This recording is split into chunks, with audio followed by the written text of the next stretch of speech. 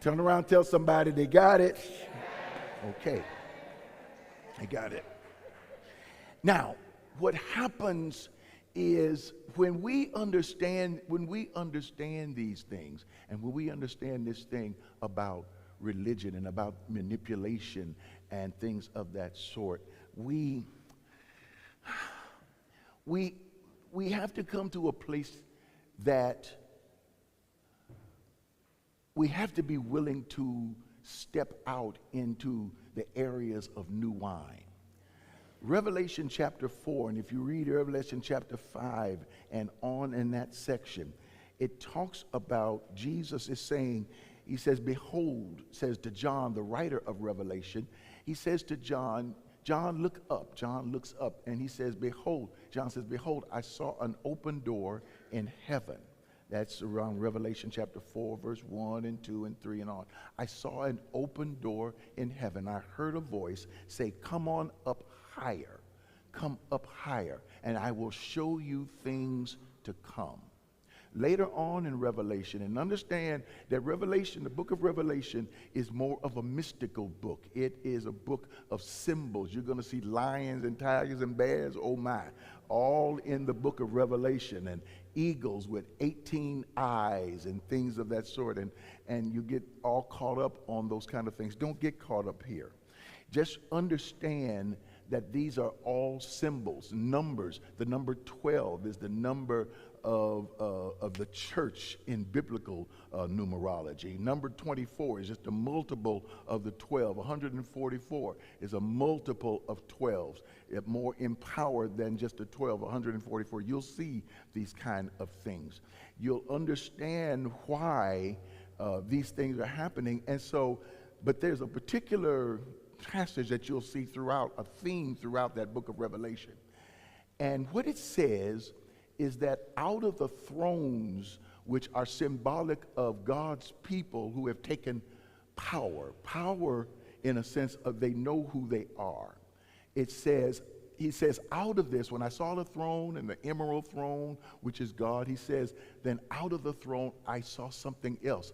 I saw the Lamb come out of the throne almost as if it appeared, just moved right out, almost like in a movie. It's just moving out, a spiritual thing that took place, almost ghostly like. And so when you see it, you say, well, now what in the world does that mean? Because it means something.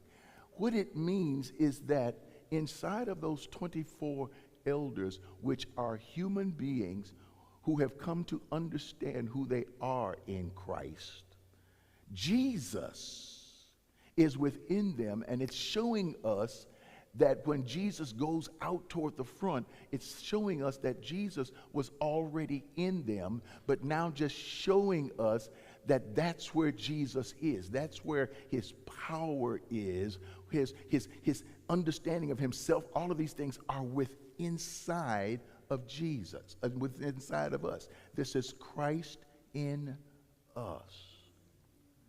This is the message that they do not want you to understand. They need your God in the sky. They need you looking up into the sky while you pray, so you will leave your pocketbook open.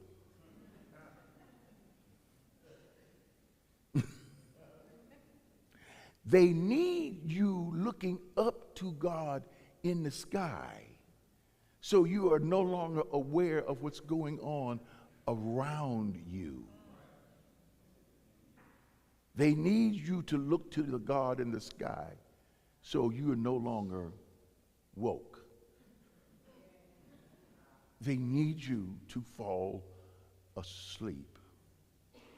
They need you not to know what's going on. Just look to Jesus. And the scriptures are funny about that, because they're all the way through. We are taught about the Christ or the God within us. That's the goal of everything. That's Colossians chapter 1 about the hidden mystery, Christ in you, The hope of glory. What it is not Christ up in the air. It is Christ in you, the hope of glory. Glory means reflection. I know this is not an Easter message. It will be later on. But right now, because this is the only time I can get you on this one. So Christ in you, the hope of glory, the hope of learning to reflect Christ, loving those who are unlovable, feeding those who are hungry, helping those who have not been helped. It is learning how it is not about just taking the power of the government so we can make it a Christian nation, but it is about Christ in us, living in us. That's what resurrection is. It is about coming to understand that inside of us is this living being. It is this divinity that we came to this planet with. Now, there are a lot of people who are talking about, who are talking about this now. I've taught on the understanding of the body, soul, and spirit. I don't know how long have I been teaching that. Yeah, somebody, woo, it's been that long. I mean, I got cardboard cutouts on that. I got big ones, little ones, medium-sized ones, and we understand the body, soul, and the spirit. That the body is a five-part, it's tripart. The body has five things within them. The sight, sound, and touch, and other. You know what those are. That's that. And then you have the soul. The soul is will. It is choice. It is all of those different little things like that. It is. But then there is the spirit. And the spirit, there are about 3, 4, some people think it's 5, some people think it's 7 areas of the spirit, but actually sometimes they put all of them together.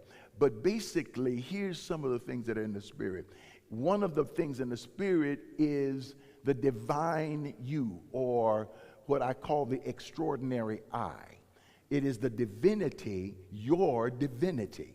Now, I know you're saying, what divinity? I've never seen it. Sometimes a lot of folks never see it. And they go on to be with Jesus and never see it. But it is your divinity.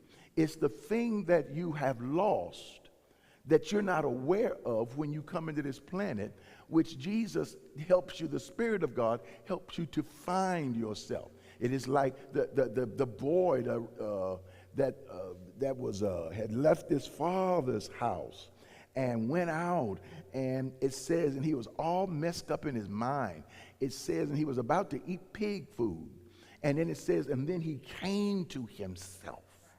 How do you come to yourself? It is, you come to yourself because yourself has been there all along. It is that divine you. It is the divineness of yourself. When we are born in this planet, we are born with, now hear me carefully, we are born with God in us. Now, this may be the first time you've heard me say it as clear as I'm saying it. We are born with God in us, but we are sinners. I asked the question, just like God asked Adam, who told you that you were naked?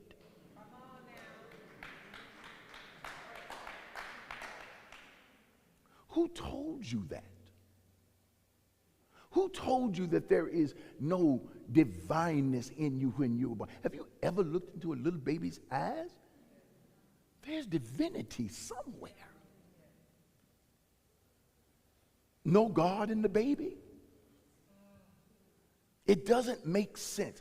But what happens is now you've gone, nobody wants to say things like that because that's, oh God, they're going to get mad at us. They who? The religious system that needs to keep you under. Now, this thing is about to fall completely apart. The world is on fire. You ain't going to have to wait to go to hell. There's hell all around you right now.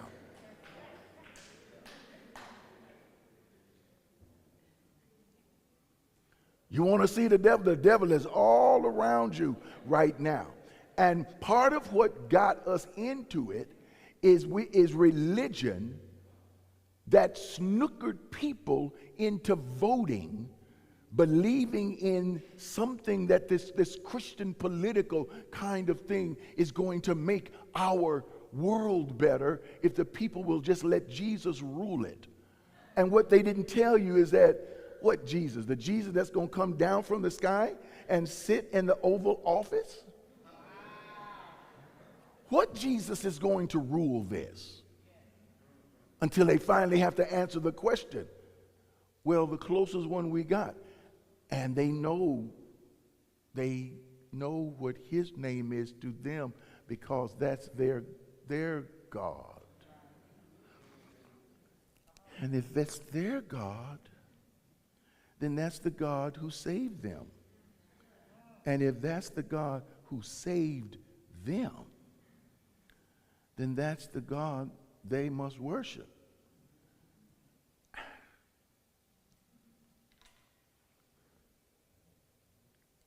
But now, there is nothing wrong with you repenting. What is repent? It means to recognize you're in the wrong direction. And you say, sorry, Lord, and you turn around and go in the right direction and realize that even if you've been walking in the wrong direction 5 years, 10 years, 15, 20 years, when you finally realize you are going in the wrong direction, you should say, Lord, this is the wrong direction. And finally you'll hear that voice of the Spirit say, yeah, you're in the wrong direction. Turn around. Let the ego go, which is in the soul realm. Let go of that ego that don't want to be wrong. Pull your children away from the kind of God that is serving man and politics. Out of the youth aspects of their churches. Get those kids and their minds out of there. Because you say, well, they're going to burn the books. Of course they're going to burn the books. They burn the book. They're going to burn the books. They do it every so often. Yes, they're going to burn the books, but you can't burn truth.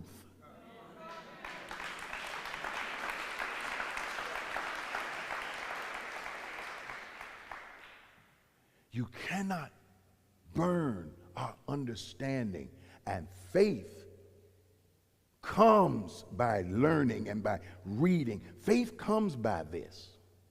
That's how we learn that. So here we are, and we're going to have to make up our minds about what we're going to do concerning our spirituality and understanding our divinity. We're going to have to learn, what about this divinity that is inside of me? Tell me, what is about the Christ that is inside of me? We're going to learn that part of our job as spirit, we're going to have to understand there's a difference between praise and worship. Yeah, I'm throwing these little things because these are the things. Praise and worship is what we do at the beginning of the service. No, that's praise. We enter into praise. Well, it says enter into the gates with thanksgiving and then enter into his gates with thanksgiving, into a court with praise. It doesn't say worship there. It says enter into your gates with thanksgiving. Thanksgiving into your gates and to his courts with praise. Praise is acknowledging him. Worship is an act of sacrifice of the self that gives of the self to the acknowledgement of the divine, which is him. And he is in you, and you are in him, and you are now worshiping. It's what Abraham did. He told his son, Isaac, we will go to yonder's mountain and worship. It didn't say go and praise because you got the music on. It says we will go in and worship. And what did worship have to do with it? It had to do with a sacrifice. The giving of oneself to him. This is usually done in our quiet moments, in our quiet times. It's how we give. Worship is in how we give, not of ourselves, of our substance to our children. It is how we give. Somebody can go over there and get them. This is what worship is. Praise is just glory. Hallelujah. It takes us there. Worship is usually not done in that praise area. It is by yourself. And then, not only that, now you have another thing. And that thing within our spirit is the ability to meditate. These are words that we don't talk about. I said, I'm going to talk about them. Just especially on this particular Sunday. Meditate. Let the words of our mouths, prayer, and the meditations of our hearts. What is meditation? Meditation is focus. We have lost the ability to focus. We're so busy telling God what we want that we can't hear God saying, well, let's try this way. There are people who are going in directions right now where someone said you need to be in this direction to be a successful. If you want to be successful, go in that direction. Want to be successful, go in that direction. And we have to understand that God can create success from so many areas of our lives.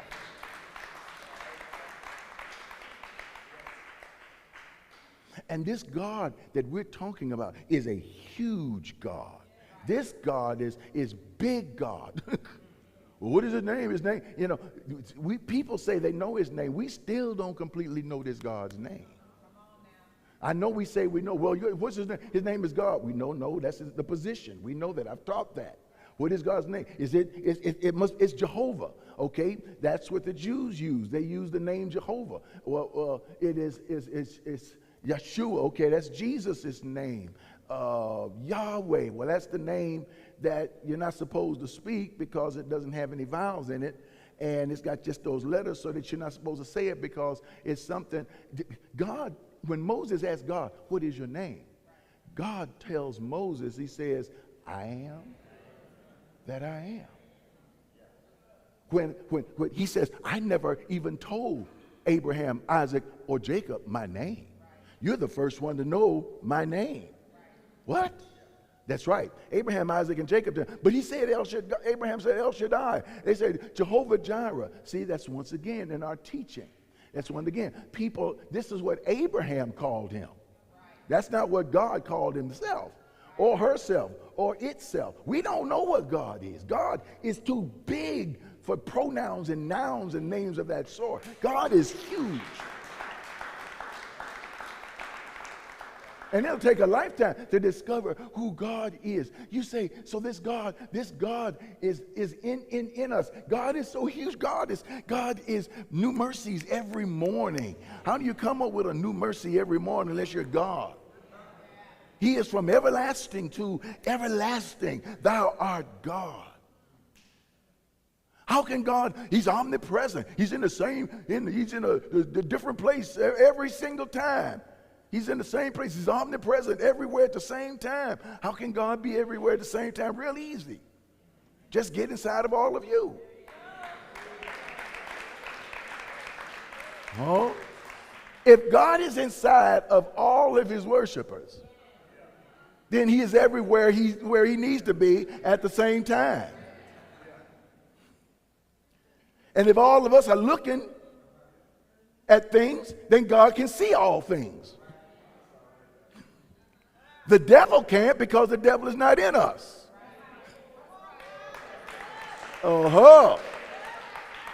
That's why the devil is not omnipresent. So when we begin to understand, it is all right now to begin to start your journey to get to know your God and the I am. See, that's what the spirit being of yourself is. That's what that divine self is inside of you. It is your I am. It is the I am inside of yourself. Be still and know that I am God. That I am. How do you know that I am God? Who's talking? It is God talking and it is you talking. Be still and know God is saying that I am God. You are also saying, be still and know and say your name, that I am God. Oh, I'm saying I am God. I am God. Of course you are. Jesus said it. He was praying in the Garden of Gethsemane and he was talking to his Father. And he says to his Father, he says, Father, If there's any other way, can you let this cup pass? Then Jesus says, nevertheless, not my will, but thine be done. How can you pray a prayer to somebody and then answer your own prayer?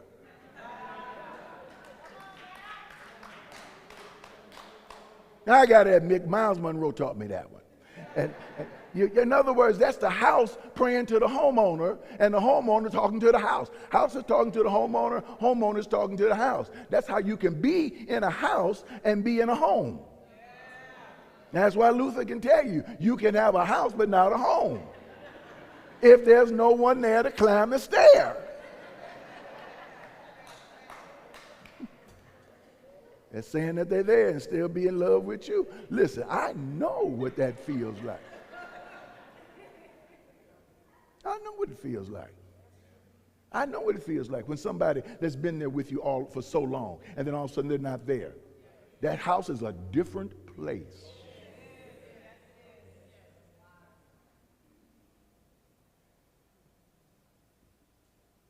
So what we begin to learn now, that is what the resurrection is totally about, ladies and gentlemen. It is about the ability for Christ to be in you in all ways at all times, not just with the disciples, walking down the road to Emmaus or anything, but inside of you, doing wonderful and fantastic things. Let your spirituality explore. Let it expand. Don't let your mind get beat down and clogged down in somebody's system that says if you don't do it this way or have it done this way, then you're not going to heaven. You mean, what am I going when I'm going to heaven? Well, you're not going to heaven. If you do this, you're going to hell. How do you know that? And I know it sounds like I'm jumping around, but no, I'm hitting some of these little sacred cows. They know, well, how do you know where I'm going? Have you been there and come back?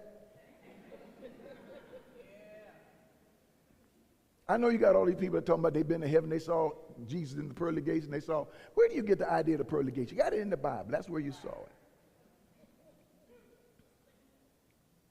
No one knows. But I do know this. When you can't love one another,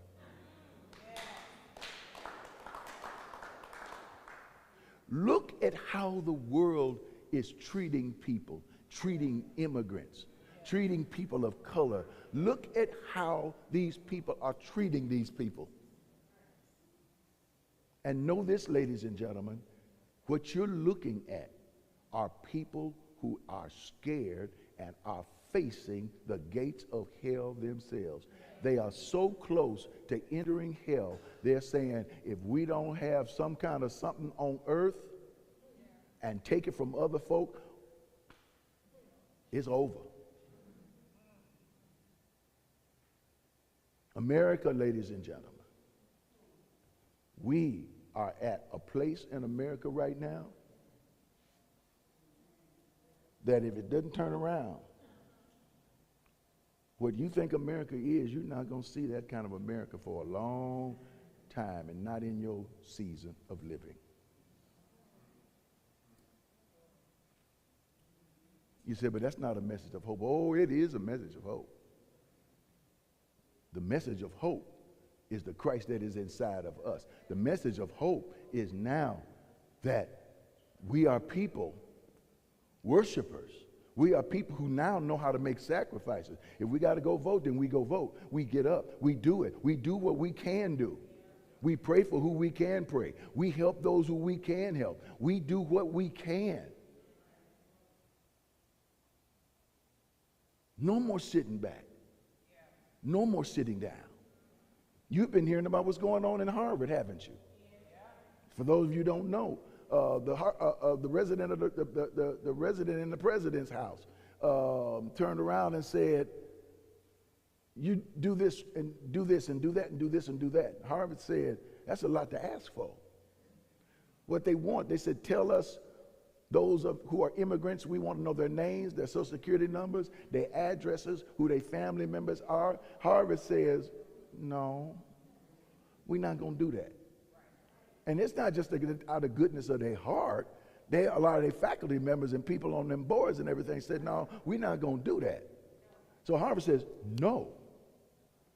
Other universities will think it, but now that Harvard has come out and say no, Michigan say, a lot of others saying, you know what? No. And then the resident in the president's house turns around and says, then we're going to pull 50, 60 billion from you. We're going to pull 2 billion or 5 billion from your. How do you tell somebody you're not going to give them money from the government that comes from everybody? We're not going to give it to you if you don't do what we say. If somebody don't stand up, they're going to run over everybody. You would never hear me standing up here talking like this. So Harvard said no. And they're getting ready to go in the court system and see what they can do. You got court systems that say, bring him, an immigrant who was taken, bring him back. And what do they say? No. A president of El Salvador. And he says no. Sitting next to the resident of the president. And they said, and he's standing sitting next to him and says, no. Tells our media, no. And our people are not used to being told no. And so they just sit there and say, what are you going to do? And our president says, well, what can you do? But we're the court. We're the supreme. What you going to do? Boo, what you going to do? You can't stop me.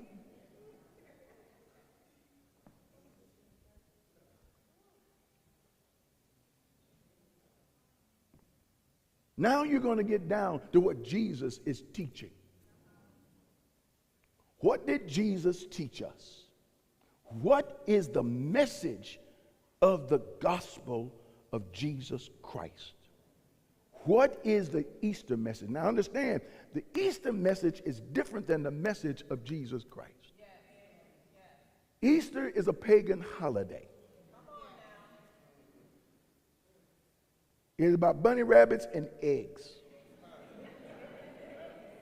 And I don't take eggs and bunny rabbits from the children. Because listen, I like, one of the things about Easter I love is the Cadbury eggs. Ain't nothing but sugar in there. And I haven't had one in years, but that don't mean I don't love them.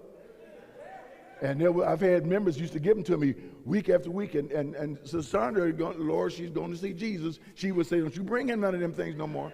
And that's why, and they would give them to me undercover. I don't know, it looked like a chocolate egg with a yolk in it and a little white vanilla. Oh, God, isn't it? But this is the way, but this, that's what it is. It's about bunny rabbits. It's about blood. It's about things of that sort. It's cultic. All of the holidays, Christmas, all of these are not, God didn't create these things. Human beings created it. The Catholic Church approved it. What we're looking at now is the summer solstice. We're looking at the cross. We're looking at all these kind of things, how they come together. When you look at all the eagles and the bulls and all that stuff in Revelation, what you're looking at is the stars, Sagittarius, the crab. This is how they thought. The Christian message has been with us even before Jesus came on the scene. In the beginning was the Word. The Word has always been. It is eternal, Alpha and Omega, first and last, beginning and the end. But now, is this thing real?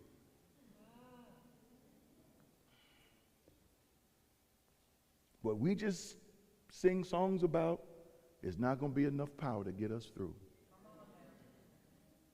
But is this thing real? Is Christ really in us? If that's possible, then it teaches us that if a man dies, shall he live again? If there is a crucifixion, is there a resurrection? I don't care how down you are today, how hurt you may be today. I don't care how far down they have beat you down. Your business may be teetering on the edge and barely surviving. Your relationship, you thought, hey, oh wow, I'm gonna find somebody in this person, we're gonna have good, and time is moving. And you're asking yourself questions.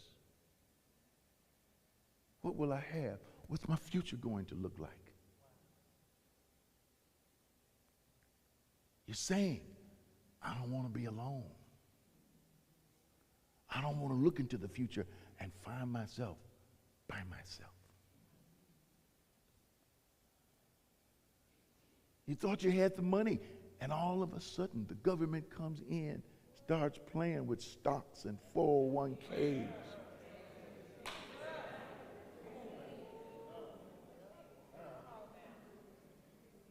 And where your churches and your pulpits and stuff like, we've always talked about stocks. I've always talked about stocks and things of that sort. And about church, well, you shouldn't be talking about that prosperity message and all the stocks and everything else.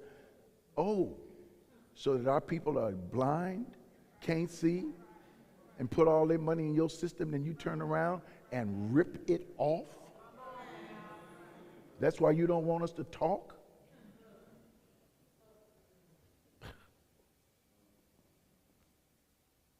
And then you add up all of this, and based on normal everyday activities, it can take you another 25 to 30 years to recoup what you lost.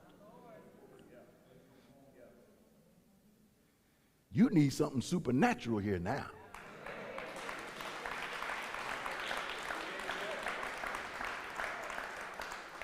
Right now, you need a word from God. And you need a word from a God that is so big that it's a God beyond economics. You need a God that can help you in that financial realm and speak a word in all of these areas.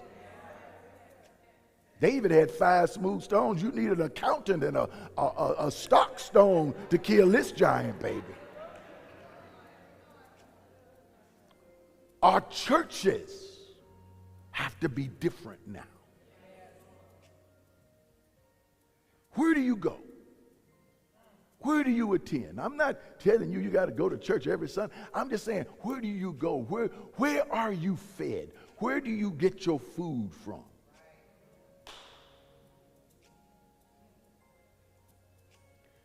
Is it a depressive gospel, or is it a progressive gospel?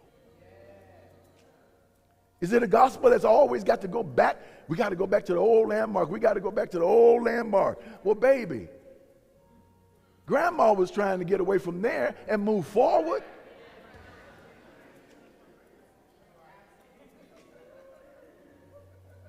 And let me tell you something. You are not going to go to hell because you open up your mind.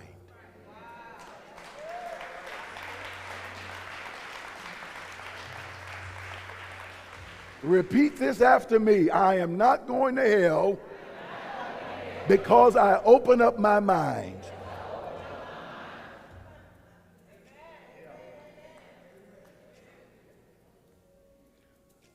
That's what Jesus did. He opened their minds.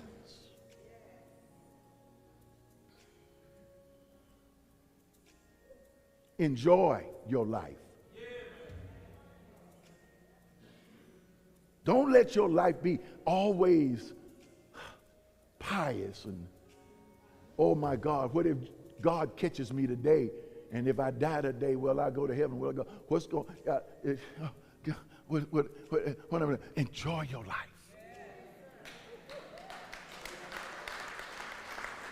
It ain't but a few. You ain't got but a few moments, a few days, a few years.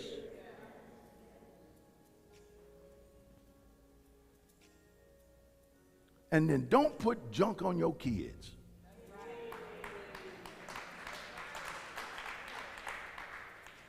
I just want to get my children saved. They ain't been to church. They ain't been to... Baby, if you saved,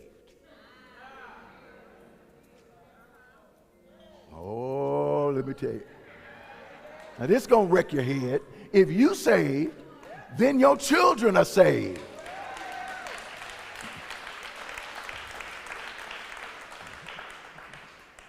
Paul said it. He said it was in the Bible. He told a jailer one day, a Philippian jailer, he said he saved him and his whole household. And the household wasn't in jail. The whole household, the hold on the house. If you got a hold on the house, then those who are in the house that you hold are saved.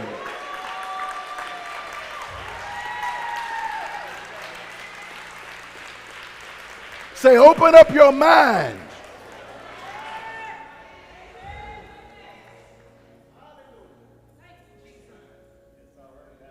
See, that's why you're feeling free at this moment right now. This is what freedom feels like. My words are spirit and they are life.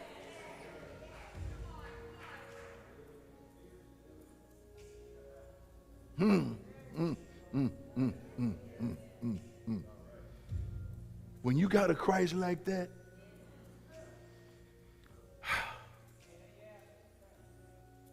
I promise you, you will be one of the people, one of the built people who will shape your world. And my time is up so I can keep my promises to you. God bless your hearts. I love you so much.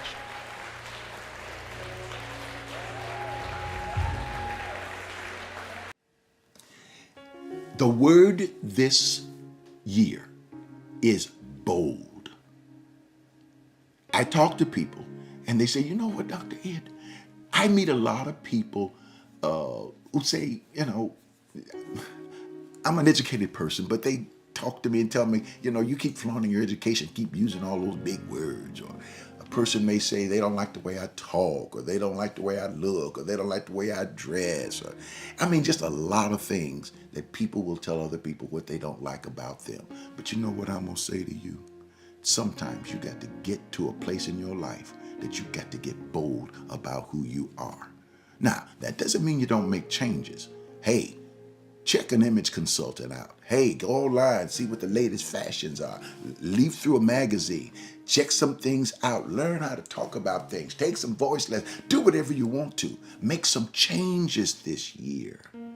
But once you make those changes, let it be you that makes those changes. And once you're satisfied with you, then be the most extraordinary you can ever be. That's what I'm teaching on all this year. It's talking about the extraordinary I, the power of that true I of who you are. So take a moment and emphasize it, because giving makes a difference. When you connect your giving with who you are, it reinforces the power of who you are. That's right. It's not just saying, oh, I'm a nice person. You got to give something. When you give something away, whether it's a smile, whether it's a conversation, whether it's a pat on the back, it reinforces it. I want you to take a moment, make a contribution to what we're doing. I don't know what the amount is that's in your mind, but choose one. Might be $8, might be $10, whatever it is. Do it now. You can do it on your text to give 713-742-2035. But whatever you do it now, right now. We would be so eternally grateful, and it would make me happy. Thank you so much. I appreciate exactly everything that you're doing. Be bold.